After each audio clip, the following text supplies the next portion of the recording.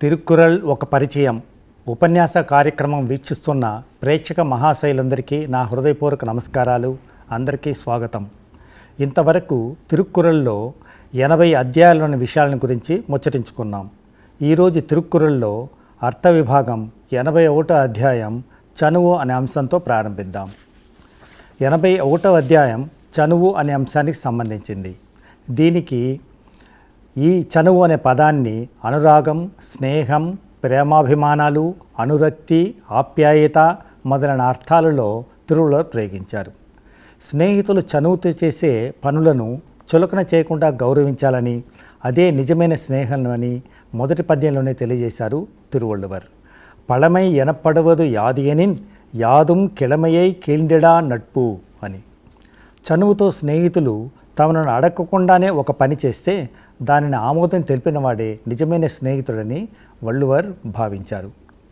ఒకసారి స్నేహితులు అయిన తర్వాత వాళ్ళు తమకు హాని కలిగించే పనులు చేసినప్పటికీ పెద్దలు ఆ స్నేహాభిమానంతో ఆ స్నేహాన్ని వదులుకోరు. వాళ్ళ మీద ఉన్నటువంటి గౌరవంతో, ప్రేమాభిమానాలతో ఆ స్నేహాన్ని వదులుకోరు. ఎవరు? పెద్దలైనటువంటి వారు.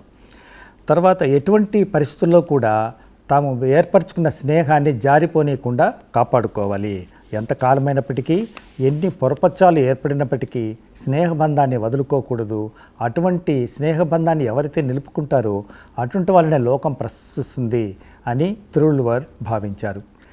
విళయార్ విళయపడువ విళయార్కన్ పண்பின் తల ప్రియాదార్. తప్పులు చేయడం మానవ సహజం. ఆ విధంగా తప్పులు చేసిన స్నేహితులని మనం దూరం చేసుకోకూడదు. వాళ్ళని దగ్గర చేర్చుకోవాలి. ఆ తప్పులను మన్నించాలి. ఆ విధంగా ఎవరైతే చేస్తారో స్నేహితుల్ని, తప్పులు చేసిన స్నేహితుల్ని తిరిగి తమ హక్కును చేర్చుకుంటారో అటువంటి గొప్ప వాళ్ళని శత్రువులు కూడా ప్రశంసిస్తారట. వేమన కూడా మంచి వాళ్ళని వదులుకోకూడదని ఒక పద్యంలో చెప్పారు. సాధుజనుల చెలిమి చాలింపగారాదు, ప్రకృతి విడకయున్న పరములేదు, పిందె కోసి చూడ బీజములుండున విశ్వదాభిరామ వినురవేమ. ఇక 82వ అధ్యాయం కూడా స్నేహానికి సంబంధించిందే. చెడు స్నేహం అంటే ఏమిటో 10 పద్యాలలో వివరించారు వள்ளுவர். వள்ளுவர் స్నేహానికి చాలా ప్రాధాన్యత ఇచ్చారు. స్నేహం, మంచి స్నేహం అంటే ఏమిటి, చెడు స్నేహం అంటే ఏమిటి, స్నేహితులతో ఏ విధంగా మెలగాలి, ఈ విధంగా దాదాపు 3-4 అధ్యాయాల్లో తిరువள்ளுவர் వివరించవలసి వచ్చింది. నీచులతో స్నేహం ఏర్పడకుండా ఉండడమే మంచిది, అటువంటి వాళ్ళకు దూరంగా ఉండడం మంచిది అని హెచ్చరించారు తిరువள்ளுவர். ఉరిన్నట్టు అరిన్ ఓమాం ఒప్పిలర్ కేణ్మై పెరినుం ఎళపినుం ఏన్. కొంతమంది తమకు లాభం దొరుకుతుందనే ఉద్దేశంతో స్నేహితులుగా చేరుతారు. లాభం లేనప్పుడు విడిపోతారు. అటువంటి స్నేహితుల వల్ల ప్రయోజనం ఏముంది? ఏదైనా ప్రయోజనం ఉన్నప్పుడు మన దగ్గరికి చేరుతారు, ప్రయోజనం లేదన్నప్పుడు మన నుండి దూరంగా వెళ్ళిపోతారు. అటువంటి స్నేహితులు, అటువంటి వాళ్ళని స్నేహితులు కలిగి ఉండడం వల్ల ప్రయోజనం ఏముంది అని ప్రశ్నించారు వள்ளுவர். కొంతమంది లాభాన్ని ఎదురు చూస్తూ దానికోసమే స్నేహం చేస్తూ ఉంటారు. ముగ్గురు దగ్గర చాలా జాగ్రత్తగా ఉండాలని చెప్పారు వள்ளுவர். ఎవరు అంటే ముగ్గురు లాభాన్ని ఎదురు చూస్తూ స్నేహాన్ని ఎదురు చూస్తారు, స్నేహాన్ని ఏర్పరచుకుంటారు. లాభాన్ని ఎదురు చూసి స్నేహాన్ని ఏర్పరచుకుంటారు. వాళ్ళ దగ్గర జాగ్రత్తగా ఉండాలి, దూరంగా ఉండాలి. వేశ్యలు వాళ్ళకు దూరంగా ఉండాలి, దొంగలు వీళ్ళకి దూరంగా ఉండాలి. సో ఈ ముగ్గురు కూడా ఒక కోవకి చెందిన వాళ్ళే. ఎవరు? లాభాన్ని ఎదురు చూసే స్నేహితులు, వేశ్యలు, దొంగలు. ఈ ముగ్గురి దగ్గర జాగ్రత్తగా ఉండాలని, వీరికి దూరంగా ఉండాలని వள்ளுவர் హెచ్చరించారు. ఇక కొంతమంది స్నేహితులు ఉంటారు. ఇప్పుడు యుద్ధరంగంలో యుద్ధం చేస్తూ ఉంటాడు గుర్రం మీద నిలబడి, ఆ గుర్రం అతన్ని పడదోసి పారిపోతుంది. అటువంటి వాళ్ళు ఉంటారు కొంతమంది స్నేహితులు. అటువంటి స్నేహితులకు దూరంగా ఉండాలి అని చెప్పారు. అంటే గుర్రం ఏ విధంగా తనను పడదోసి, తన మీద ఉన్న వ్యక్తిని పడదోసి పారిపోతుందో ఆ విధంగా స్నేహితులు కూడా ఆపద సమయంలో వదిలేసి పారిపోతూ ఉంటారు. అటువంటి వాళ్లకు దూరంగా ఉండాలి అని హెచ్చరించారు వள்ளுவர். కొంతమంది స్నేహితులు ఉంటారు. వాళ్ళు ఎలాంటి వాళ్ళంటే పైకి మాత్రం చాలా నవ్వుతూ మాట్లాడుతూ ఉంటారు, కానీ అంతరంగంలో కుట్రలు చేస్తూ ఉంటారు. అటువంటి వాళ్ళకి చాలా దూరంగా ఉండాలి అని కూడా హెచ్చరించారు వள்ளுவர். ఇక ఎటువంటి వాళ్ళ స్నేహం వదులుకోవాలో పట్టిక వేసి చూపించారు వள்ளுவர். ఎటువంటి కొన్ని పద్యాలలో చూడండి. మాటలకు చేతలకు సంబంధం లేకుండా కొందరు మాట్లాడుతుంటారు. వాళ్ళ మాటల్లో ఏమీ అర్థం ఉండదు. అటువంటి వాళ్లకు దూరంగా ఉండాలి, అటువంటి స్నేహాన్ని వదులుకోవాలని చెప్పారు. ఇక కొంతమంది మన ఏదైనా పని చేస్తుంటే ఆ పని చెడగొట్టడానికే వచ్చి ఏదో లేనిపోని మాటలు చెప్పి ఆ పని చెడగొట్టుతుంటారు. అటువంటి నీచులు దగ్గర కూడా చాలా దూరంగా ఉండాలి అని మరొక పద్యంలో హెచ్చరించారు. కొంతమంది తాము ఎవరు లేనప్పుడు ఏకాంతంగా ప్రేమగా మాట్లాడుతుంటారు, కానీ తాను లేనప్పుడు 10 మందిలో తనను గురించి నిందిస్తూ మాట్లాడతారు, స్నేహితులను గురించి నిందిస్తూ మాట్లాడుతూ ఉంటారు. అటువంటి వాళ్ళ దగ్గర కూడా దూరంగా ఉండాలి అని హెచ్చరించారు వల్లువర్. ఇక ఇంకా కపట స్నేహితులు ఎలా ఉంటారో అని మరొక అధ్యాయంలో ప్రత్యేకంగా 10 పద్యాలలో వివరించారు. నీచమైన స్నేహితులు కొంతమంది ఉంటారు, కొంతమంది కపట స్నేహితులు ఉంటారు. కపట స్నేహితులు అంటే పైకి ఒక విధంగా ఉంటారు, లోపల అంతరంగంలో వేరొక విధంగా ఉంటుంది. వీళ్ళని ఏ విధంగా పోల్చారంటే తిరువళ్ళూర్ వేశ్యల హృదయాలతో పోల్చారు. వేశ్యలు కూడా అదేవిధంగా పైకి ఒక విధంగా లోపల ఒక విధంగా ఉంటారు. వాళ్ళు అంతా కూడా డబ్బు మీదనే ఉంటుంది వాళ్ళ యొక్క మనసంతా కూడా. అదేవిధంగా స్నేహితులు కూడా ఏదైనా లాభాన్ని ఎదురు చూస్తూనే ఉంటారు. కాబట్టి అటువంటి వాళ్ళకు నీచులకు దూరంగా ఉండాలి అని తిరువళ్ళూర్ చెప్పారు. ముగత్తిన్ ఇనియనగా అగత్తిన్న వంజరై అంజప్పడం. కొంతమంది పైకి నవ్వుతూ మాట్లాడుతుంటారు, కానీ లోపల మన స్నేహితుల్ని నాశనం చేయాలని పైకి పన్నాగాలు పన్నుతుంటారు. అటువంటి వంచనాపరుల మైత్రికి దూరంగా ఉండాలని హెచ్చరించారు వల్లువర్. ఇక శత్రువులు ఎలాంటి వారు ఒక దృష్టాంతంతో వివరించారు. ఇక ఎలాంటి వాళ్ళంటే శత్రువులు మన దగ్గరికి వచ్చి నమస్కరిస్తున్నట్లు ఉంటుంది, కానీ వాళ్ళు నిజంగా నమస్కారం కాదు. ఆ నమస్కారం అంటే చేతులు మోడ్చినప్పుడు ఆ చేతుల మధ్య ఒక హత్య చేసేటటువంటి ఒక పదునైన ఆయుధం ఉంటుంది. కాబట్టి అటువంటి వాళ్ళ దగ్గర నమస్కారం చేస్తున్నట్లే మనల్ని హత్య చేయడానికి వాళ్ళు కుట్రలు పన్నుతూ ఉంటారు. కాబట్టి వాళ్ళు నమస్కరిస్తున్నారని చెప్పి మోసపోకూడదు. కొంతమంది కన్నీరు మున్నీరుగా ఏడుస్తుంటారు, ఆ విధంగా ఏడ్చే వాళ్ళని చూసి అది కూడా నమ్మకూడదు. మన ముందు లేనిపోని బాధలు కష్టాలు చెప్పుకొని బాధపడుతుంటారు. అటువంటి వాళ్ళని కూడా నమ్మకండి అని వల్లువర్ హెచ్చరించారు. ఇక సందర్భం వచ్చినప్పుడు బయట బాగా స్నేహితులుగా ఉంటారు, సందర్భం వచ్చినప్పుడు మనకు హాని కలిగిస్తారు. అటువంటి నీచులను కూడా దూరంగా ఉండాలి. వాళ్ళని ఎలా ఉపమించాడంటే తిరువళ్ళూర్ ఒక మంచి దృష్టాంతం చెప్పారు. ఆయుధాలను పదును పెట్టడానికి ఉపయోగించే కంసాలి దిమ్మె ఎటువంటిదో అటువంటి దిమ్మెతో ఆ నీచుల్ని ఉపమించాడు. ఇక వేమన కూడా స్నేహితులకు మంచి విషయాలు చెప్పినా వినరని ఒక పద్యంలో చెప్పారు. తనదు బాగు కోరి ధర్మంబు చెప్పిన తిట్టు చంద్రు మొరకు లెట్ట ఎదుట గడ్డివేయ పోట్ల కొమ్మాడించు విశ్వధాభిరామ వినరవేమ. గడ్డివేయ పోట్ల గొడ్డు కొమ్మాడించు. మామూలుగా మనం ఆ ఎద్దుకు మనం గడ్డి వేయబోతున్నాం, సహాయమే చేపిస్తున్న దానికి, కానీ అదేంస్తుంది కొమ్ములాడించి కొమ్మడానికి వస్తుంది. సో ఆ విధంగా నీచులు కూడా ఆ విధంగా ఉంటారు. అటువంటి నీచుల దగ్గర దూరంగా ఉండాలని హెచ్చరించారు తిరువళ్ళూర్ కానీ వేమన కానీ.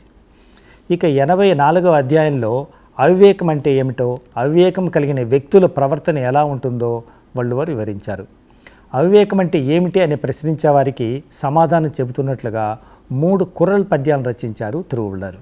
ఇందులో అవివేకులు ఎటువంటి ప్రవర్తన కలిగి ఉంటారు, అవివేకం అంటే ఏమిటి అనే దాని గురించి వల్లువర్ యొక్క భావన ఏమిటో మనం చూద్దాం. పేదమే ఎన్బదు ఒండ్రు యాదెనిన్ యాదం కొండ ఊదియం పోగ విడల్. అవివేకులు ఎలా ఉంటారు, ఏది మంచి ఏది చెడును తెలుసుకోలేక మంచిని వదిలిపెట్టి చెడు స్వీకరిస్తారే అది అవివేకం. అవివేకం అంటే ఏమిటి, మంచి చెడు 2 ఉంటాయి, అందులో మంచిని వదిలిపెట్టి చెడు ఎవరైతే స్వీకరిస్తారో అది అవివేకం. ఇక రెండవ పద్యంలో ఇంకొక అవివేకం అంటే చెప్తున్నాడు. అవివేకాలన్నిటికంటే పెద్ద అవివేకం ఏదంటే తమకు సాధ్యం కాని విషయాల్లో తలదూర్చడం. ఆ విధంగా కొంతమంది చేస్తుంటారు, అది పెద్ద అవివేకం. కొంతమంది వ్యక్తులు సమాజంలో ఉంటారు, వాళ్ళు సిగ్గుపడవలసిన వాటికి సిగ్గుపడరు. అదే నాడామై నాదిన్మై యాదొండ్రం పేణామై పేదే తొళల్. కొంతమంది వ్యక్తులు సమాజంలో ఉంటారు, వాళ్ళు సిగ్గుపడవలసిన వాటికి సిగ్గుపడరు, వెతకవలసిన వాటిని వెతకరు, ప్రేమానురాగాలు చూపించవలసిన చోట ప్రేమానురాగాలు చూపించరు, భద్రంగా కాపాడవలసిన వాటిని భద్రంగా కాపాడరు. ఇదే అవివేకమని దృష్టాంతపూర్వకంగా వివరించారు వల్లువర్. ఇక అవివేకి ఎలాంటి వాడంటే నరకంలో ప్రవేశించి 7 జన్మల్లో పొందవలసిన నరక బాధను ఒక్క జన్మలోనే సంపాదించుకుంటాడు. అతడు 7 జన్మలు ఎత్తవలసిన అవసరం లేదు. ఒక్క జన్మలోనే ఆ నరక బాధను అతడు పొందుతాడు. అతడే అవివేకి. ఇక అవివేకి దగ్గర ఉన్న సంపదలు పోగుపడుతుంది. ఆ సంపదలు ఎవరికీ ఉపయోగపడదు. అది ఏమవుతుందో ఆఖరున అది ఇతరుల పాలవుతుంది. అంతేగాని కష్టాలున్న బంధువులకు అది ఏమాత్రము ఉపయోగపడదు. ఇక అవివేకికి ఒక వస్తువుగా ఇచ్చామంటే అది ఏ విధంగా ఉంటుంది? ఒక పిచ్చివాడి చేతికి మనం ఏదైనా వస్తువు ఇస్తే అది ఏమవుతుంది? పిచ్చి పట్టిన వాడు కళ్ళు తాగిన విధంగా తయారవుతుంది. అతను ఏం చేస్తాడో అతనికే తెలియదు. కాబట్టి అవివేకి కూడా అదే విధంగానే ఒక వస్తువు ఇచ్చినప్పుడు అతను ఏం చేస్తాడో అతనికే తెలియదు. కాబట్టి ఇటువంటి అవివేకుల దగ్గర చాలా జాగ్రత్తగా ఉండాలని వள்ளுவர் హెచ్చరించారు. ఇక అవివేకి ఎలాంటి వాడో వేమన కూడా మరొక పద్యంలో చెప్పారు. తేలునకుండును తెలియకు కొండి విషంబు, తేలునకుండును తెలియ కొండి విషంబు, పణికి నుండి విషము పండ్లయందు, తెలివి లేని వాండ్ర దేహమెల్ల విషంబు, విశ్వదాభిరామ వినురవేమ. అవివేకుల యొక్క దేహమంతా కూడా విషమే. తేలునకు కొండిలో మాత్రమే విషం ఉంటుంది, పాముకు పండ్లలో విషం ఉంటుంది, కూరల్లో ఉంటుంది. ఇక తెలివిలేని అవివేకుల యొక్క ఎలాంటి వారంటే వాళ్ళకు దేహమల్లా విషమే. చాలా జాగ్రత్తగా ఉండమని వేమన చెప్తున్నారు. ఇక 85వ అధ్యాయంలో అల్పజ్ఞానం కలిగిన వ్యక్తుల గురించి వివరించారు వள்ளுவர். అవివేకి వేరు, అల్పజ్ఞానం. అతనికి జ్ఞానం అనేది చాలా జ్ఞానం లేకపోయినా పర్వాలేదు, ఉన్నా పర్వాలేదు, కానీ అరకొర జ్ఞానం అంటారే అటువంటి జ్ఞానం కలిగిన వాళ్ళు చాలా ప్రమాదకరమైన వాళ్ళు అని తిరువళ్ళూరి అభిప్రాయం. అవివేకులు ఎలాంటి వాళ్ళు సోదాహరణంగా 10 పద్యాలను విశదీకరించారు వள்ளுவர். అసలు అవివేకం అంటే ఏమిటి? వెண்மை ఎనపడవదు யாது ఎనిన్ ఒண்மை ఉడయం యా ఎన్నుం సెరుకు. ఇక ఎవడు అవివేకంటే తనను తాను తెలివైన వాడిగా ఎవడైతే భావించుకుంటాడో, నాకంటే మించిన వాళ్ళు లేరు, నాకంటే గొప్ప తెలివైన వాళ్ళు ఎవరు లేరు, నేనే అన్నీ సర్వము తెలిసిన వాడిని ఎవడైతే అనుకుంటాడో వాడే అవివేకి. అతని దగ్గరున్న గర్వాన్నే అవివేకం అంటారని చాలా చక్కగా ఒక మంచి నిర్వచనం ఇచ్చారు అవివేకికి. ఇక తెలివి లేని వాడు తనను తెలివైన వాడిగా ప్రకటించుకొని గర్వంగా తిరుగుతుంటాడు. అటువంటి వ్యక్తిని తెలివైన వాడుగా ఎవడైతే చెబుతాడో వాడే నిజంగా తెలివిలేనివాడు అని వள்ளுவர் మరొక కుర్రల పద్యంలో చెప్తారు. తెలివి లేకుండా తిరుగుతుంటారు కొంతమంది, అవివేకులు తిరుగుతూ ఉంటారు. వాళ్ళని చూసి తెలియని వాడిని ఎవరైతే చెబుతారో వాడే నిజమైన తెలివిలేనివాడు, వాడే నిజమైన అవివేకి అని వள்ளுவர் చక్కటి ఒక దృష్టాంతంతో మనకు పోల్చి చెప్పారు. అవివేకి ఎలాంటి వాడు? రహస్యాలను దాచుకోడు. ఏదైనా ఒక విషయం చెప్పామంటే వెంటనే వెళ్ళి ఇతరులకు చెబుతూ ఉంటాడు. కాబట్టి వాళ్ళ దగ్గర కూడా జాగ్రత్తగా ఉండాలి. ఇక వాళ్ళకి సొంత బుద్ధి ఏదే ఉండదు, ఇతరులు చెప్పినా వినరు. అటువంటి మూర్ఖులను ఆ జన్మాంతము బాధపడుతున్న రోగులతో పోల్చాడు వள்ளுவர். అదేవిధంగా వేమన కూడా అల్పుడెప్పుడు పల్కు ఆడంబరముగాను, సజ్జనుండు పల్కు చల్లగాను అంటూ కంచు మ్రోగునట్లు కనకంబం రోగున, విశ్వదాభిరామ వినురవేమ. ఈ అల్పులని అల్పజ్ఞానం కలిగిన వాళ్ళు ఇలాగే ఉంటారు. మామూలుగా మంచి సజ్జనుడు మంచివాడు ఎప్పుడు చల్లగా పలుకుతాడు, అల్పుడు ఎప్పుడు ఆడంబరంగా పలుకుతాడు. కంచు మ్రోగునట్లు కనకంబం రోగున అని మంచి దృష్టాంతంతో వేమన చెప్పారు. అల్పుడెప్పుడు పలుకు ఆడంబరముగాను, సజ్జనుండు పలుకు చల్లగాను, కంచు మ్రోగునట్లు కనకంబం రోగున, విశ్వదాభిరామ వినురవేమ. ఇక స్నేహం అయిన తర్వాత పగ అనే అంశాన్ని గురించి 86వ అధ్యాయంలో తిరువళ్ళూరి చర్చించారు. పగ అంటే ద్వేషం అని. పగ అంటే ఏమిటి? పగ పెంచుకోవడం వలన కలిగే దుష్ఫలితాలు ఏమిటి? పగ పూర్తిగా తొలగించుకున్న తర్వాత కలిగే సత్ఫలితాలు ఏమిటి? మొదలైన ప్రశ్నలకు సమాధానం చెబుతున్నట్లుగా వள்ளுவர் ఈ కింది కుర్రల పద్యాలు రచించారు. పగ అంటే ఏమిటి? దానికి ఒక నిర్వచనంలాగా ఒక కుర్రల పద్యాన్ని రచించారు వள்ளுவர்.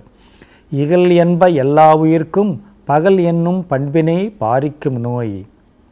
ఇక ప్రాణులన్నీ పరస్పరం జీవులన్నీ కూడా, లోకంలో ఉన్న జీవులన్నీ కూడా పరస్పరం సోదర భావంతో మెలగాలి. అలా కాకుండా ఒక ప్రాణిని మరొక ప్రాణితో చేరనీయకుండా చేసే ద్వేషభావాన్నే పగ అంటారు. ఇంకా ఒక ప్రాణిని మరొక ప్రాణికి చేరనీయకుండా మధ్యలో వైరుధ్యం ఎవరైతే సృష్టిస్తారో దానినే పగ అని చెప్తారని వள்ளுவர் ఒక చక్కటి దృష్టాంతంతో వివరించారు. ఇక ద్వేషభావం కలిగి ఉంటే అది ఏమవుతుంది? అది దుఃఖాల్లో అన్నిటికంటే కూడా పెద్ద దుఃఖం ఏదంటే ద్వేషభావం కలిగి ఉండడం. పగతో రగిలిపోతుంటారు కొంతమంది, అదే పెద్ద దుఃఖం. ఆ దుఃఖాన్ని తొలగించుకోవాలి. ఆ దుఃఖాన్ని తొలగించుకున్నారంటే సుఖాలలో కంటే అదే సుఖం. మనసులో ఎటువంటి ద్వేషభావం లేకుండా ఉంటారో వాళ్ళు సుఖ సంతోషాలతో సుఖంగా జీవనం సాగిస్తారు అనేది తిరువళ్ళూరు యొక్క అభిప్రాయం. ఇక ద్వేషభావంతో ఇతరులకు అపకారం చేయాలని ఎవరు ఆలోచిస్తూ ఉంటారు. కొంతమంది ఎప్పుడూ కూడా తమకు అపకారం చేసిన వాళ్ళ మీద ప్రతీకారం తీర్చుకోవాలని ఎప్పుడూ ఆలోచిస్తుంటారు. వాళ్ళ జీవితం దుఃఖ భూయిష్టమవుతుంది, వాళ్ళు సంతోషంగా ఉండలేరు. ఆ పగను తొలగించుకుంటే వాళ్ళు సుఖంగా ఉంటారు అని ఒక పద్యంలో వివరించారు. ఇక ద్వేషం అనేది ఒక వ్యాధి లాంటిది. దానిని ప్రయత్నపూర్వకంగా తమ మనసు నుంచి తొలగించుకోవాలి. అప్పుడే వాళ్ళు సమాజంలో కీర్తి పరిస్థితులతోనూ సుఖ సంతోషాలతోనూ ఆనందంగా జీవనం సాగించగలరు. వేమన కూడా కోపద్వేషాలు విడనాడాలని చెప్పారు. కోపమునను ఘనత కొంచెమైపోవును, కోపమునను గుణము కొరతవడును, కోపమునను బ్రతుకు కొంచెమైపోవును, విశ్వదాభిరామ వినురవేమ. కోపం వల్ల ఎన్నెన్ని అనర్థాలు జరుగుతాయో వేమన కూడా వల్లువర్లాగానే వివరించి చెప్పారు. ఇక 87వ అధ్యాయంలో ద్వేషభావం గురించి వివరించారు విల్వర్. ఇక కొంతమంది పగను ఏ విధంగా చేయొచ్చు, ద్వేషం ఉంది, ఆ పగను ఇతరుల మీద మా కోపం ఉంది, ఇతరుల మీద పగ తీర్చుకోవాలనే ఒక ద్వేషభావం ఉంది. ఆ పగను ఎలా మనం తొలగించుకోవాలి అని చెప్తున్నాడు. ఎల్లప్పుడూ కూడా ద్వేషభావం కూడా మనం మనసు నుండి తొలగించుకోవాలి అని. కొంతమంది ద్వేషభావం కలిగి ఉంటారు, మనతో కలిసిమెలిసి తిరుగుతూ ఉంటారు, మనతో సన్నిహితంగా మెలుగుతూ ఉంటారు, కానీ మరుగున మనకు అపకారం చేయడానికి కుట్రలు పన్నుతుంటారు. ఆ విధంగా మిత్రులుగా నటిస్తున్న వారిని మనం డబ్బులు ఇచ్చైనా సరే శత్రువులుగా చేసుకోవాలి. కాబట్టి అటువంటి వాళ్ళ దగ్గర దూరంగా ఉండాలి అని చెప్పాడు. ఇక మంచి గుణగణాలు కలిగి ఉండాలి, మంచి పనులే చేస్తుండాలి, మంచి స్నేహితులను కలిగి ఉండాలి. అలా కాకుండా గుణహీనుడుగాను దుష్కృత్యాలు చేసేవాడుగాను ఉన్నట్లయితే అతడు స్నేహితులను త్వరలోనూ కోల్పోతాడు. అంతేకాకుండా శత్రువుల చేతుడు సులభంగా నిర్జింపబడతాడు అని కూడా హెచ్చరించారు వల్లువర్. ఇక సమాజంలో అందరూ మంచివాళ్ళే ఉండరు, మంచివాళ్ళు చెడ్డవాళ్ళు అందరూ కలిసిమెలిసే ఉంటారు.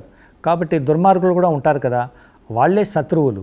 వాళ్ళని ఎలా ఎదుర్కోవాలి అని 88వ అధ్యాయంలో వివరించారు తిరువళ్ళువారు. శత్రువులు 2 వర్గాలుగా చీలి మన మీద దాడి చేయడానికి ప్రయత్నించినప్పుడు ఆ శత్రువర్గంలో ఒకరిని తనకు తోడుగా చేసుకోవాలని చెప్పారు వల్లువర్. ఇది చాలా ఒక యుద్ధ తంత్రంలో చాలా ముఖ్యమైన విషయం. శత్రువులు మన మీద దాడి చేస్తున్నారు. ఆ శత్రువులు 2 రకాలుగా వస్తున్నారు, 2 వైపులా శత్రువులు మన దాడి చేస్తున్నారు. అటువంటిప్పుడు ఏం చేయాలి?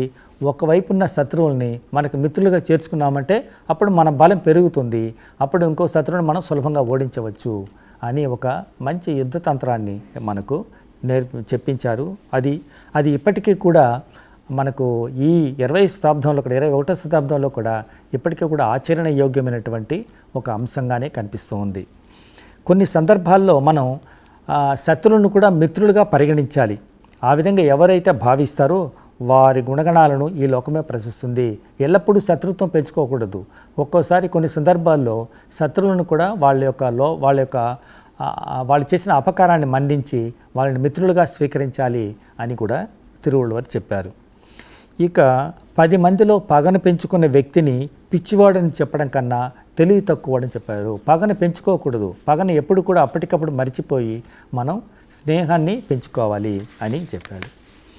ఇక ఈ పగ అనేది ఎప్పుడు చిన్నప్పుడే దాన్ని, అంటే చిన్న లేతగా ఉన్నప్పుడే దాన్ని గిల్లివేయాలి. పగ బాగా ముదిరిన తర్వాత గెలడం అనేది అసాధ్యం. కాబట్టి ఎప్పుడైతే ముళ్ళ చెట్టు ఉంటుంది, ముళ్ళ చెట్టుని చిన్నప్పుడే లేతగా ఉన్నప్పుడే దాన్ని గోరుతోనే గిల్లివేయచ్చు.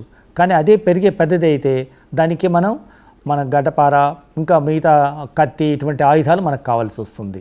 అలా కాకుండా దాన్ని చిన్నప్పుడే మనం దాన్ని గిల్లి దూరంగా వేసేయాలి. అదేవిధంగా పగ కూడా మనలో ఉన్న ద్వేషభావం కానీ పగ కానీ మనం తొలి దశలోనే అంకురం దశలోనే దాన్ని తొలగించి వేయాలి. అప్పుడే మనం సంతోషంగా ఉండగలము అని వల్లువర్ చాలా అద్భుతమైనటువంటి ఒక సూచన మనకు తెలియజేశారు. ఇక తర్వాత రెండవ దాంట్లో శత్రువులు ఉంటారు. మనం మొదట్లోనే చెప్పుకున్నాం, శత్రువులు రకరకాలుగా సమాజంలో ఉంటారు. మంచి వాళ్ళు, చెడ్డ వాళ్ళు ఉంటారు. మనకు సమయం దొరికినప్పుడు అపకారం చేస్తూ ఉంటారు. ఈ శత్రువులు కూడా 2 రకాలు ఉంటారని, వాళ్ళ దగ్గర చాలా జాగ్రత్తగా ఉండాలని వల్లువర్ చెప్పారు. ఆ 2 రకాల శత్రువులు ఎవరు? ఒకరేమో బాహ్య శత్రువులు, ఇంకొకరు ఆంతరంగిక శత్రువులు. ఈ అంతఃశత్రువులు అంటారు. బాహ్య శత్రువులు, అంతఃశత్రువులు రెండూ ప్రమాదకరమైనవే. కానీ అన్నిటికంటే ప్రమాదకరమయ్యేదంటే అంతఃశత్రువులు. బాహ్య శత్రువులు మనకు తెలుసు, వాళ్ళు ఏ విధంగా ప్రవర్తిస్తే, ఏ విధంగా మన మీద దాడి చేస్తారనేది తెలిసి మనం జాగ్రత్తగా ఉంటాం. కానీ అంతఃశత్రువులు ఏం చేస్తారో, ఎప్పుడు మన మీద పగ వహిస్తారో, ఎప్పుడు మన మీద దాడి చేస్తారో, ఎప్పుడు మనకు అపకారం చేస్తారో మనకు తెలియదు. ఆఖరి క్షణం వరకు మనకు తెలియదు. కాబట్టి అట్టి వాళ్ళు చాలా జాగ్రత్తగా ఉండాలని చెప్పి వల్లువర్ హెచ్చరించారు. ఇక ఆంతరంగిక ద్వేషం ఒకరికి ఏర్పడితే అది అతని బంధుమిత్రులను సైతం పగవారిగా మార్చి హాని కలిగిస్తుంది. అంతేకాకుండా అతని మరణ పర్యంతం అతన్ని వెంటాడి పెక్కు కష్టాలను కలిగిస్తుంది. ఇక ఆంతరంగిక వైరం నువ్వు గింజంత చిన్నదిగా ఉన్నా సరే దానివలన పెద్ద హాని సంభవిస్తుంది.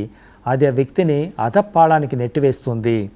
అంతేకాకుండా కాబట్టి వైరం అనే భావాన్ని మన హృదయాల నుండి పూర్తిగా తుడిచిపెట్టాలని, చిన్న నువ్వు గింజంత ఉన్నా కూడా అది మనల్ని అధపాతాలనికి నెట్టివేస్తుంది. కాబట్టి ఎటువంటి పరిస్థితుల్లో కూడా మనం కొద్దిగానే సరే వైరభావం మన మనసులో నుంచి పెంచుకోకూడదు అని చెప్తున్నారు. చివరిగా ఆంతరంగిక వైరం ఉన్నవాళ్ళు కలిసి జీవించడం అసాధ్యం. ఇద్దరు మిత్రులు ఉంటారు, ఇద్దరు కూడా లోపల వైరం కలిగి ఉన్నారు, అంతఃశత్రువులు వాళ్ళిద్దరూ కలిసిమెలిసి ఉండడం అసాధ్యం. దానికి ఒక మంచి దృష్టాంతం చెప్పారు వల్లువారు. ఒక గుడిసెలో ఇద్దరు ప్రేమాభిమానాలు లేని వాళ్ళు అంతఃశత్రువులు కలిసి ఉండడం ఎలా ఉంటుందంటే, అది ఒక చిన్న గుడిసెలో భయంకరమైన పాములతో కలిసి సహజీవనం చేసినట్లు. భయంకరమైన పాము ఎప్పుడు కాటు వేస్తుందో తెలియదు కదా. కాబట్టి అదేవిధంగా అతడు ప్రాణాలు గుప్పిట్లో పెట్టుకొని అతడు భయపడుతూ జీవించాలి. అదేవిధంగా అంతఃశత్రువులతో మనం కలిసి వచ్చినప్పుడు అతడు ఎప్పుడు అపకారం చేస్తాడో తెలియకుండా మనం బాధపడుతూ దానికి మనం భయపడుతూ ఉండాలి. కాబట్టి ఈ గుడిసెలో పాముతో సహజీవనం చేయడం ఎలాంటిదో అంతఃశత్రువుతో మనం మైత్రి ఏర్పరచుకోవడం కూడా అలాంటిదే అని తిరువళ్ళువర్ ఒక మంచి దృష్టాంతంతో మనకు తెలియజేశారు. ఇక దీని తర్వాత మనకు ఏం చెప్పారంటే, పెద్దలను ఎలా గౌరవించాలి. కాబట్టి వాళ్ళు ఏం చెప్పినా వాళ్ళ మాటల్లో అనుభవజ్ఞులు కాబట్టి వాళ్ళు ఏం చెప్పినా అది సముచితంగా ఉంటుంది. వాళ్ళ మాటలు ఎప్పుడు తిరస్కరించకూడదు, వాళ్ళని ఎప్పుడు నిందించకూడదు అని పెద్దలను ఎలా గౌరవించాలి అనే అంశానికి ప్రత్యేకంగా ఒక అధ్యాయమే, ఒక 10 పద్యాలు రచించారు వల్లువర్. పెరియారే పేణాదు ఒళిగిన్ పెరియారాల్ పేరా ఎడుంబై తరుం. పెద్దలను ఎల్లప్పుడూ గౌరవిస్తూ ఉండాలి. అలా కాకుండా వాళ్లకు అవమానం కలిగిస్తే అది అతనికి తీరని దుఃఖాన్ని కలిగిస్తుందని వల్లువర్ హెచ్చరించారు. ఒకడు తనను తానే నాశనం చేసుకోవాలని అభిలషిస్తే పెద్దలతో శత్రుత్వం వహిస్తే చాలు, అతను ఏమి చేయాల్సిన అవసరం లేదు. పెద్దలతో శత్రుత్వం వహించాడంటే అతను తనకు తానే పతనం అయిపోతాడు. అతని శత్రువులు ఎవరు అతనికి అపకారం చేయాల్సిన అవసరం లేదు అని చెప్పారు. ఇక బలవంతులతో ఎప్పటికీ విరోధం పెట్టుకోకూడదు. విరోధం పెట్టుకుంటే ఏమవుతుంది అని చెప్తాడు. ఈ బలవంతులతో విరోధం పెట్టుకుంటే ఏమవుతుందంటే దానికి ఒక మంచి దృష్టాంతం చెప్పి, యముణ్ణి చేసి పిలిచినట్లుంది. యముణ్ణి సంజయ్ చేసి ఎవరైనా పిలుస్తారా? యముణ్ణి సంజయ్ పిలిస్తే ఏమవుతుంది? అది మరణం దాపురుస్తుంది. అదేవిధంగా బలవంతుణ్ణి మనం విరోధం పెట్టుకున్నామంటే, పగ పెంచుకున్నామంటే బలవంతుడితో అది మరణంతో సమానము అని ఒక మంచి దృష్టాంతంతో హెచ్చరించారు ఎదురు. ఇక బలవంతులైన పెద్దల యొక్క కోపానికి గురి అయితే వాళ్ళు ఎక్కడికి వెళ్ళినా కూడా వాళ్ళకి రక్షణ లేదు. ఎక్కడికి వెళ్ళినా సరే వాళ్ళు ప్రాణాలతో జీవించలేరు అని. భయంకరమైన అగ్నికీల నుండి మనం తప్పించుకొని బయటపడవచ్చు, కానీ పెద్దలకు హాని కలిగిస్తే తప్పించుకోవడం కష్టం అని చెప్పి కూడా వల్లువర్ ఒక మంచి దృష్టాంతంతో చెప్పారు. ఇక పెద్దలైన వారికి కోపం తెప్పించకూడదు. వాళ్ళకని కోపం కలిగిస్తే దేశాన్ని పరిపాలించే రాజు కూడా సర్వనాశనం అయిపోతారు. కాబట్టి రాజు అయిన వాడు కూడా పెద్దల మీద భక్తి గౌరవాలు కలిగి ఉండాలి. వాళ్ళని అవమానించకూడదు. వాళ్ళ యొక్క కోపానికి గురి అయితే రాజు కూడా సర్వనాశనం అయిపోతాడు. కాబట్టి ఎంతటి ఆస్తిపాస్తులు ఉన్నప్పటికీ మనిషికి బలాన్ని కీర్తి తీసుకువచ్చేది పెద్దలతో స్నేహం మాత్రమేనని గుర్తుంచుకోవాలని హెచ్చరించారు వల్లువర్. ఇక సమాజంలో ఎందరో వ్యక్తులు చూస్తూ ఉంటాం మనం. కొంతమంది బయట పులిలాగా గంభీరంగా ప్రవర్తిస్తారు, కానీ ఇంటి లోపల అడుగుపెట్టిన వెంటనే పిల్లిలాగా మారిపోతుంటారు. వీళ్ళే భార్య విధేయులు అంటారు. భార్య విధేయులను దృష్టిలో పెట్టుకొని వల్లువర్ ప్రత్యేకంగా ఒక అధ్యాయాన్ని రచించారు. అది 91వ అధ్యాయమే అది. భార్య మీది వ్యామోహంతో వెన్నంటి తిరిగేవారు సమాజంలో సిగ్గుతో తల వంచుకోవాల్సి వస్తుంది. వాళ్ళు ఎన్నో ఉన్నత పదవుల్లో ఉంటారు, ఆస్తిపాస్తులు ఉంటాయి, సిరి సంపదలు ఉంటాయి, కానీ అన్ని వీరోచితమైన లక్షణాలు అన్నీ ఉంటాయి. కానీ అతను భార్యకు విధేయుడైనట్లయితే అతడు సమాజంలో సిగ్గుతో తల వంచుకోవాల్సి వస్తుంది అని హెచ్చరించారు వల్లువర్. పేణాది పెణ్ విளைవాన్ ఆక్కం పెరియదోర్ నానాగా నానుత్తరం. ఇక భార్యకు భయపడి జీవించేవాడు మంచి పనులు చేయడానికి కూడా భయపడతాడు. వాడు స్నేహితులకు ఏదైనా సహాయం చేయాలన్నా కూడా చేయలేడు. బంధువులకు కూడా అతడు ఎటువంటి సహాయం చేయలేడు. పేరు ప్రశ్నలు కలిగి ఉన్నప్పటికీ కూడా అతని పేరు ప్రశ్నలని కూడా లేని వాళ్ళుగానే భావిస్తారు. అందరూ అతను చూసి అపహాస్యం చేస్తారు అని చెప్పినట్టు. ఇక భార్యకు చెప్పినట్లు ఆమెకు తల ఒగ్గి ప్రవర్తించేవాడు ఆపదలో ఉన్న స్నేహితులను ఆదుకోలేడు, బంధువులకు కూడా సహాయం చేయలేడు. ఇక భార్య విధేయుల దగ్గర ధర్మకార్యాలు చేయాలనే ఆసక్తి కానీ, ధర్మ గ్రంథాలు చదివి జ్ఞానాన్ని పెంపొందించుకునే తపన కానీ బొత్తిగా ఉండదు. భార్య విధేయుడు ఎప్పుడు కూడా అతడు భయపడుతూ ఉంటాడు. అతడు జ్ఞానాన్ని పెంపొందించుకోవాలని కానీ, ధర్మకార్యాలు చేయని ఆసక్తి కానీ ఏదీ ఉండదు. అతని జీవితం నిష్ప్రయోజనం అని చెప్తాడు. వేమన కూడా భార్య విధేయులను గర్హిస్తూ ఒక పద్యం రచించాడు. ఆలి మాటలు విని అన్నదమ్ముల రోసి వేరు పడుచునుండు వెర్రిజనుడు కుక్కతో ఒకపట్టి గోదావరీదున విశ్వదాభిరామ వినురవేమ. ఇక 92వ అధ్యాయంలో వేశ్యల కపట ప్రేమను గురించి హెచ్చరించారు వల్లువర్. వేశ్యలు ఎలాంటి వారో వార వనితల గురించి ప్రత్యేకంగా ఒక అధ్యాయమే 10 పద్యాల్లో వాళ్ళకు దూరంగా ఉండాలని చెప్పి సమాజంలో వాళ్ళు ఎటువంటి వాళ్ళు అనే దాని గురించి ప్రత్యేకంగా ఒక అధ్యాయమే రచించారు వల్లువర్. వేశ్యలు ప్రేమ ఏమాత్రం ఉండదు వాళ్లకు. వాళ్ళ యొక్క లక్ష్యం అంతా కూడా ధన సంపాదన లక్ష్యంగా కలిగి ఉంటారు. తీయని మాటలు మాట్లాడుతుంటారు. వాళ్ళని నమ్మి చాలామంది మోసపోతుంటారు. ఆ విధంగా మోసపోయిన వాళ్ళకు ఆఖరున దుఃఖమే సంప్రాప్తిస్తుంది. అన్బిన్ విళయార్ పొరుల్ విళయం ఆయుదొడియార్ ఇన్సుల్ ఇలుక్కు తరుం. మంచి మాటలు మధురంగా మాట్లాడుతుంటారు. ఆ మధురమైన మాటలకు మోసపోయి ఆఖరున దుఃఖాల్లో కష్టాల్లో పడిపోతుంటారు కొంతమంది. కాబట్టి వాళ్ళ దగ్గర చాలా దూరంగా ఉండాలి, చాలా జాగ్రత్తగా ఉండాలి అని అంటారు.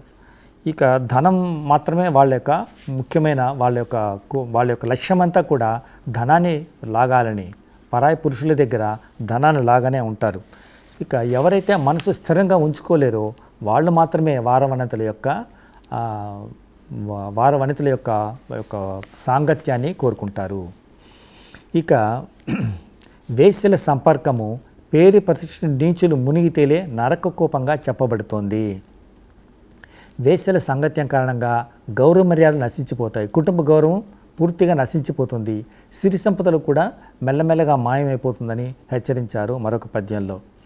లక్ష్మీదేవి ఈ 3 అంటే సిరి సంపదలు అంటే లక్ష్మీదేవి ఈ 3 ఉన్న ప్రదేశాల్లో ఉండదట. అవి ఏవో తిరువள்ளுவர் ఒక పద్యంలో పేర్కొన్నారు. ఇరుమన పెండిరుం కళ్ళుం కవరుం తిరునీక పట్ట తొడర్బు. 2 మనసులు గల వారవనిత అంటే పైకొకటి కింద ఒకటి మాట్లాడే వారవనితలు, మద్యపానం చేసే ప్రదేశం, జూదమాడే చోటు, ఈ 3 ప్రదేశాల్లో లక్ష్మీదేవి ఉండదు, లక్ష్మీదేవి ఆవాసం ఉండదు. అవి లక్ష్మీదేవిచే తిరస్కరింపబడిన ప్రదేశాలు అని వల్లువర్ చెప్పారు. వేమన పద్యాల్లో కూడా ఇలాంటి భావాలే చూడవచ్చు. ఇంటి ఆలి విడిచి ఇలా జారకాంతల వెంట తిరుగువాడు వెర్రివాడు పంట చేను విడిచి పరిగ ఏరిన ఎట్లు విశ్వదాభిరామ వినురవేమ. భర్తృహరి కూడా భోగలాలసత్వాన్ని తీవ్రంగా గర్హించాడు. తుంగ తరంగ భంగములతో తొలతూగు విలోల భోగముల్ భంగపడు నిమేషమున ప్రాణము కొన్ని దినంబులే సుఖంబు అంగనలందు అట్లు మది నారసి బ్రహ్మ విచారయత్నము ఉప్పొంగుచే చేయగావలయు భూరి జగద్దిత బుద్ధి పండితుల్. సుమతి శతకర్త కూడా వేశ్యల ప్రవర్తనను తీవ్రంగా గర్హించాడు. పులిపాలు తెచ్చి ఇచ్చిన నలవడగా గుండె కోసి అరచేనిడినన్ తల పొడుగు ధనము పోసిన వెలయాలికి కూర్మి లేదు వినురా సుమతి. ఎంత చేసినప్పటికీ కూడా వాళ్ళని సంతృప్తిపరచలేము అని సుమతి కొడుతూ కూడా వేసల సాంగత్యం చాలా హాని కలిగిస్తుందని చెప్పారు. ఇక 93వ అధ్యాయం మద్యపానం. ఇక మద్యపానం దురలవాటు ఎంత అది మనల్ని అధపాతాన్ని నెట్టివేస్తుంది ప్రజల్ని అని చెబుతూ ఒక 10 పద్యాల్లో వివరించారు. మద్యపానానికి బానిసలైన వాళ్ళు తమ పరువు పరిశ్రమను కోల్పోవడమే కాకుండా శత్రువుల పరిహాసానికి కూడా లోనవుతారు. కన్న తల్లి కూడా ఎన్ని తప్పులు చేసినా కన్న కొడుకును కన్న తల్లి సహిస్తుంది. కానీ అతడు తాగి వీధిన పడి ఒళ్ళు తెలియక వీధిన పడిపోతే కన్న తల్లి క్షమించదు. కన్న తల్లి తీవ్రమైనటువంటి ఆవేదనకు లోనవుతుంది అని చేశాడు. ఇక మద్యపానానికి అలవాటైన వాళ్ళని సరిదిద్దడం అసాధ్యమని వల్లూరి అభిప్రాయం. వాళ్ళకి బుద్ధి చెడడం ఎలాంటిదంటే ఒక దృష్టాంతం ద్వారా వివరించారు. కళిత్తానే కారణం కాట్టుదల్ కీళ్నీర్ కుళిత్తానే తీతురియెట్రు. నీటిలో ఒక వ్యక్తి మునిగిపోతాడు. ఆ మునిగిపోయిన వ్యక్తిని వెతకడానికి కాగడా వెలిగించి తీసుకువెళ్ళడం ఎలాంటి మూర్ఖత్వమో, అదేవిధంగా మద్యపానానికి బానిసైన వ్యక్తిని బుద్ధి చెప్పడం కూడా అలాంటిదే. మద్యపానానికి అలవాటు పడిపోతాడు, బానిసైపోతాడు. అతనికి బుద్ధి చెప్పడం అసాధ్యం. అది ఎటువంటి పరిస్థితుల్లో కూడా అతడు మార్చలేము అని కరాఖండిగా హెచ్చరించారు వల్లూరు. ఇక వేమన కూడా అదే పద్యం. కళ్ళు నీళ్లు త్రాగి కడు పెద్దవారిలో చీర విడిచి తిరిగి చెడు నరుండు పనులు తీరు వెనుక పాతలు కట్టురా విశ్వదాభిరామ వినురవేమ. ఇక మద్యపానం అనే కాకుండా ఇంకొక వ్యసనం కూడా చెప్పాడు. అదే జోదం. జోదం అనే దుర్వ్యసనాన్ని ఖండిస్తూ 10 పద్యాలు రచించారు వల్లూరు. జోదం ఎందుకు చెడ్డదో ఒక పద్యంలో పేర్కొన్నారు. జోదం పెక్కు నష్టాలను కలిగిస్తుంది, కష్ట నష్టాలను కలిగిస్తుంది, సమాజంలో గౌరవ ప్రతిష్టలను క్షీణింపజేస్తుంది, దారిద్ర్య కుంభలో పడదోసి సంతాపంలో ముంచెత్తుతుంది, తాత ముత్తాతలు చేర్చిపెట్టిన ఆస్తిపాస్తులను గౌరవ మర్యాదలను నాశనం చేస్తుంది. తనను మాత్రమే కాదు, తన కుటుంబాన్ని, తన బంధుమిత్రులను అందరినీ కూడా దుఃఖ సముద్రంలో మునిగేలా చేస్తుంది అని చెప్పారు. ఇక జోదమాడే ప్రదేశం ఎలాంటిదంటే వేండర్క వేండినం సూదిని వెండ్రదుం తూండిల్ పొన్మీన్ విళంగియట్రు. ఆ జోదమాడే చోటుకు వెళ్ళకూడదు. వరుసగా గెలుపులు లభిస్తున్నప్పటికీ కూడా జోదమాడే చోటుకు వెళ్ళకూడదు. ఆ ప్రదేశం ఎలాంటిదంటే ఎర్రను మింగడానికి ప్రయత్నించిన చేప గాలం ముళ్ళకు గుచ్చుకున్నట్లు తగులుకుంటాడు. ఒక్కసారి జోదమాడడానికి చోటుకు వెళ్ళి అక్కడ కానీ ఒక్కసారి జోదమాడాలంటే తిరిగి అతని నుండి వెనక్కి వెళ్ళలేడు. ఎటువంటి ప్రయత్నం చేసినా కూడా ఆ దురలవాటు నుండి అతడు వెనక్కి మరలలేడు, అక్కడి నుండి వెళ్ళలేడు. ఓడిపోతున్నప్పటికీ కూడా ఆ ధనం మీద ఆశతో మళ్ళీ ఆడుతూనే ఉంటాడు, కానీ అతడు ఆ ప్రదేశం నుండి వెనక్కి రాడు అని చెప్పాడు. కాబట్టి జోదంలో డబ్బులు పోతున్న కొద్దీ ఆశ పెరుగుతూనే ఉంటుంది. కాబట్టి ఎటువంటి ప్రయత్నంలో కూడా మనం ఈ జోదమాడే చోటుకు వెళ్ళకూడదు, జోదం అనే వ్యసనానికి మనం దూరంగా ఉండాలి అని తిరువళ్ళూరు హెచ్చరించారు. ఇక ఈ కార్యక్రమం ఇంతటితో ముగిద్దాం. మళ్ళీ త్వరలోనే కలుసుకుందాం. అందరికీ నమస్కారం.